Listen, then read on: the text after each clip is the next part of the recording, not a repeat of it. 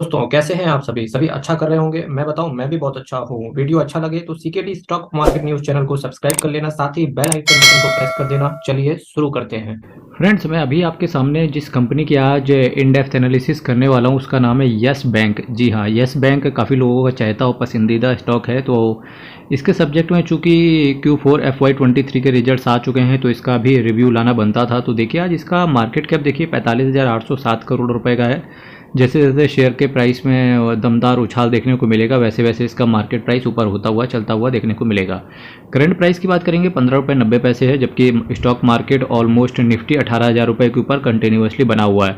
तो यहाँ पर ये थोड़ा सा कंसर्न रह जाता है कि देखिए स्टॉक मार्केट जो है वो ऑल टाइम हाई के आसपास है, पर फिर भी ये शेयर प्राइस से परफॉर्मेंस नहीं आया, जबकि बाकी शेयर गिरेंगे। जब जैसे कि स्टॉक मार्केट का जब इंडेक्स गिरेगा, सपोज दैट निफ्टी 50 गिरेगा या बैंक निफ्टी गिरेगा या सेंसेक्स गिरेगा, तो होगा क्या, उसके सारे कहीं ना कहीं उसके प्रेशर में ये शेयर भी गिरना स्टार्ट होंगे। तो नो डाउट कि हो सकता है ये 13 साढ़े 13 रुपये के आसपास ये शेयर आते हुए देखने को मिल जाए।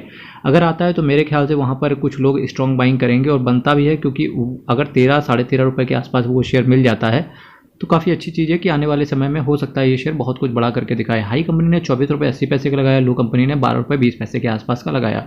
अब देखिए 24 रुपये जिस तरीके का कंपनी रिजल्ट शानदार क्वार्टर ऑन क्वार्टर बेसिस पे पेश कर रही है, उसके हिसाब से देखने को लगता है कि इस कंपनी का शेयर प्राइस अब 20-22 रुपये डिजर्व करता है।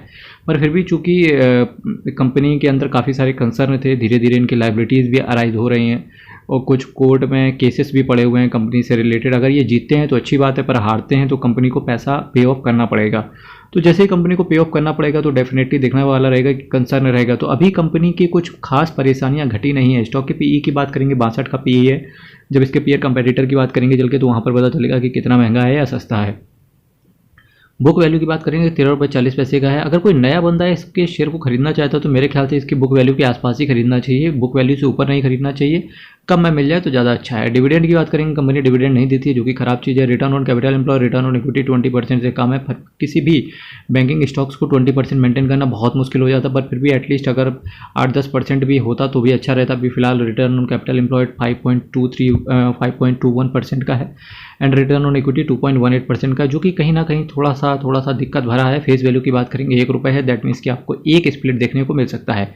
यस बैंक एक प्राइवेट सेक्टर बैंक है और इसका जो काम है institutional banking, financial market, investment banking, corporate finance, branch banking, business and transaction banking and wealth को मैनेज करना कंपनी का काम है। इसी के साथ साथ अगर मैं अब पीयर कंपेटिटर की बात करने की कोशिश करूं तो देखिए इसके कंपेटिटर के हिसाब से अगर देखें HDFC, हालांकि कंप्लीट तरीके से एप्पल और एप्पल बेसिस पे इसका कंपेयर नहीं कर सकते, फिर भी जहाँ तक कंपेयर करने की चेष्टा कर सकते हैं वहाँ तक अगर देखेंगे तो HDFC बैंक हो गया, हालांकि HDFC बैंक हो गया, ICICI बैंक हो गया, कोटक महिंद्रा बैंक हो गया, एक्सिस बैंक हो गया, इंडसइंड बैंक हो गया, इवन IDFI और AU स्मॉल फाइनेंस बैंक हो गया, प्राइस वाइज ज़्यादा है, उसके शेयर के प्राइस बहुत ऊपर है। एटलीस्ट सभी शेयर मेरे ख्याल से 200-300 रुपये के ऊपर है। ख्याल से क्या ये देख लो ना, सभी ऊपर है। तो पर वहाँ एक्सेप्ट IDBI बैंक, तो वहाँ पर क्या है कि फिर भी उनका जो पीई का रेशियो है वो भी बहुत कम है। पर यस बैंक कहीं ना कहीं बहुत ज़्यादा ओवर वैल्यूड है। तो डेफिनेटली करेक्शन तो बनता है एक, चाहे वो टाइम के हिसाब से करेक्शन हो या प्राइस के हिसाब से करेक्शन हो।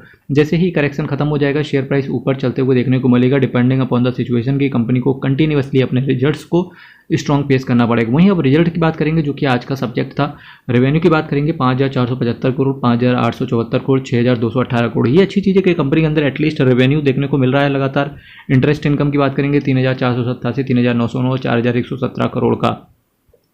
अब देखिए इंटरेस्ट इनकम में भी इंक्रीमेंट है, रेवेन्यू में भी कंपनी का इंक्रीमेंट है। वहीं खर्चे पे बात करेंगे तो कहीं ना कहीं क्वार्टर ऑन क्वार्टर बेसिस पे कंपनी ने खर्चों पर कंट्रोल करके रखा हुआ है, जो कि बहुत अच्छी चीज़ है। और यही रीज़न है कि इस क्वार्टर में इसके क्वार्टर ऑन क्वार्टर बेसिस पे कंपनी ने रिजल्ट्स को बीट करते हुए देखने को मिला। जहाँ प्रॉफिट लास्ट क्वार्टर में 55 करोड़ का था, वहीं इस साल 206 करोड़ का प्रॉफिट, इस क्वार्टर में 206 करोड़ का प्रॉफिट इन्होंने डिक्लेयर किया। EPS की बात करेंगे 0.02 से 0.07, जो कि काफ़ी अच्छा उछाल देखने को मिलता है। वहीं नेट NPA की बात करेंगे तो कंपनी ने NPAs भी कम करे हैं। NPAs का मेरे मित्रों मतलब होता है कि नॉन परफॉर्मिंग असेट्स। ये एक्चुअली CA वगैरह का सब्जेक्ट होता है और इसको कैलकुलेट किया जाता है, काफ़ी क्रिटिकल कैलकुलेशन है, हमें उस पर नहीं जाना चाहिए। हमें केवल इस चीज़ पर देखना चाहिए कि NPAs अगर बढ़ रहे होते हैं किसी भी बैंकिंग स्टॉक्स के लिए तो वो दुखद या बोल दें कि दुर्घटनाग्रस्त गाड़ी हो सकती है। पर अगर किसी बैंकिंग स्टॉक्स के अगर NPAs कम हो रहे हैं, जो कि अच्छी चीज़ है मेरे ख्याल से, तो मिठाइयाँ बांटने वाला है। तो देख सकते हो क्वार्टर ऑन क्वार्टर बेसिस पे इन्होंने एनपीएस को भी कम करने की चेष्टा करी है। वहीं अगर मैं ईयर ऑन ईयर बेसिस पे रेवेन्यू की बात करूंगा तो ईयर ऑन ईयर बेसिस पे जहां मार्च 2022 में 19,000 करोड़ के आसपास का रेवेन्यू था, वहीं मार्च 2023 में 22,000 करोड़ के आसपास का रेवेन्यू है। पर इसी के साथ साथ कंपनी का इंटरेस्ट इनकम में भी इंक्रीज देखने को मिला, 14,800 करोड़ के आसपास मार्च 2023 में इन्होंने रिकॉर्ड किया। खर्चे की बात करेंगे, खर्चा कंपनी का हालांकि बढ़ा 11,046 करोड़ का, पर खर्चे से हम कुल कंपेयर नहीं कर सकते। क्यों? क्योंकि हो सकता है कि इस क्वार्टर में इनकी कोई लाइबिलिटी अराइज हो गई हो जिसका इन्होंने पे ऑफ कर दिया हो या करने वाले हो, तो वो खर्चा बन गया। ये रीज़न है कि इसी वजह से ईयर ऑन ईयर बेसिस पे बात करेंगे तो नेट प्रॉफिट काफ़ी दुर्घटनाग्रस्त रहा। इनका नेट प्रॉफिट 1,064 करोड़ का लास्ट ईयर था और इस साल देखो 736 करोड़ का केवल नेट प्रॉफिट आया, जो कि दिक्कत भरा है। ईपीएस की बात करेंगे 0.42 का है और इसके बाद ईपीएस इस साल इनका आया है 0.26 का।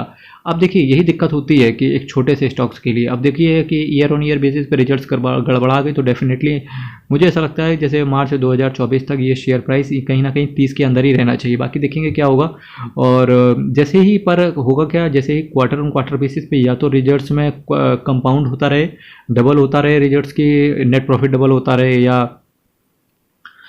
या फिर ईपीएस डबल होता रहे, तो ये शेयर प्राइस बहुत तेज़ी से ऊपर चलेगा। पर ये बैंक आपको पता होगा, यस बैंक ऑलमोस्ट बैंकरप्ट ही हो चुकी थी, पर इस पर फिर एसबीआई ने इसकी मलहम पट्टी करी और फाइनली इसको अपने पैरों पर खड़ा कर दिया। चूँकि प्राइवेट सेक्टर बैंक है तो डेफिनेटली कुछ ना कुछ कर लेगी ये बैंक, खड़ा हो जाएगी वापस से। पर अभी तक अगर मैं बात करूँ, जैसा कि आप देख रहे होंगे कि 100 रुपये शेयर प्राइस, तो इतनी जल्दी नहीं आएगा 100 रुपये। पर हाँ, जिस तरीके से क्वार्टर ऑन क्वार्टर बेसिस पे कंपनी कोशिश कर रही है कि रिजल्ट्स को अच्छा पेश किया जाए और कंपनी मेहनत करे, साथ ही साथ जो इनके ड्यूज़ हैं उसका पेमेंट किया जाए, ठीक है, चाहे वो बॉन्ड्स में ड्यूज़ का पेमेंट हो या इन्वेस्टर्स को पैसा देना हो, उन सबको पैसा देके और फाइनली इन सारी समस्याओं से निकल के आगे कंपनी जाए, ताकि कंपनी रिजल्ट्स अच्छे पेश करे और साथ ही साथ इसके प्राइस में मूवमेंट भी देखने को मिले, जो कि ऐसा लगता है देखने को मिलेगा। कुछ खास कंसर्न इस कंपनी के अंदर लगता नहीं। दिक्कत ये रहा कि देखिए ईयर ऑन ईयर बेसिस पे इसका जो कैश फ्लो था वो नेगेटिव देखने को मिल रहा है, ठीक है। इसके साथ साथ अगर मैं बात करूँ, अब होल्डिंग्स की बात करेंगे तो एफआईआईज़ की बात करेंगे तो कंपनी के अंदर एफआईआईज़ थोड़े से निकलते हुए देखने को लगे। पर यहाँ से मैं बात करूँगा तो एफआईआईज़ ने हर क्षेत्र में भारत के अंदर बिकवाली करी है पिछले 12 महीनों में, तो इससे भी बिकवाली करी तो कोई खास दिक्कत है नहीं। डीआईएस की वहीं बात करेंगे तो डीआईएस आप देख लीजिएगा यहाँ से कि 38% के आसपास डीआईएस ओन करते थे, अभी 37% के आसपास ओन कर रहे हैं। डीआईएस ने भी कंपनी के अंदर बेचा, हालांकि सरकार के पास थोड़ी सी स्टेक है कंपनी के अंदर।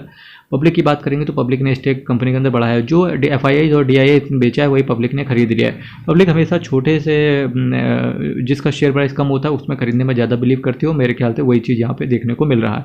पर क्या ये शेयर खराब है? जी नहीं, ना शेयर खराब है, ना ही कंपनी के फंडामेंटल्स खराब आ रहे हैं। पर कंपनी के फंडामेंटल्स इतने भी अच्छे नहीं आ रहे हैं जिसकी वजह से शेयर प्राइस सीधे यहाँ से उठा के 30 के ऊपर निकलते हुए देखने को मिले।